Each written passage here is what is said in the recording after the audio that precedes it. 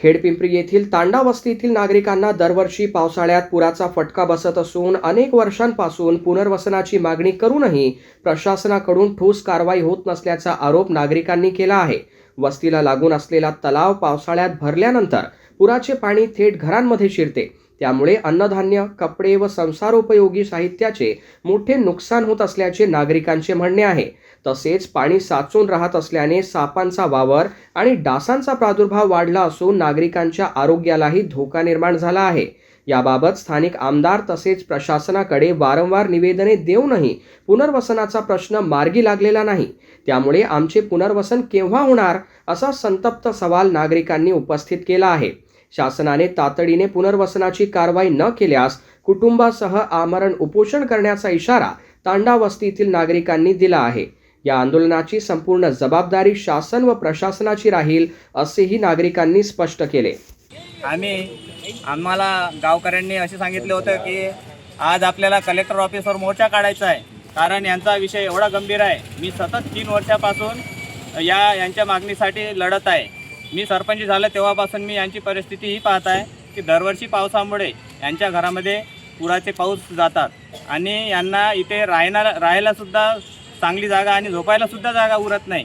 आणि आम्ही दरवर्षी यांना नेहमी पूर परिस्थितीमध्ये आम्ही यांना ग्रामपंचायतमध्ये किंवा शाळेमध्ये शिफ्ट करतो आणि यांच्यावर त्या पावसामुळे जीवन मरणाचा प्रश्न उद्भवतो। आणि मी नेहमी या विषयाला आणि 3 वर्षापासून सतत जिल्हाधिकारी साहेब आणि संबंधित विभागाला संपूर्ण माहिती व निवेदनं देऊन चुकलेलो आहोत आणि आता यांचा संयमाचा बांध तुटलेला आहे।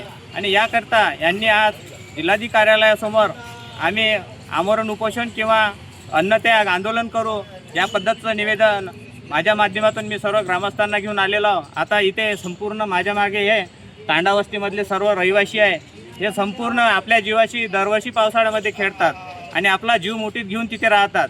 आणि या माध्यमातून आम्ही जिल्हाधिकारी साहेबांना हीच मागणी केली आहे की आपण लवकरात लवकर यांच्या तांडा वस्तीचं पुनर्वसन करून द्यावं व यांच्या जीवनाची काळजी घ्यायची।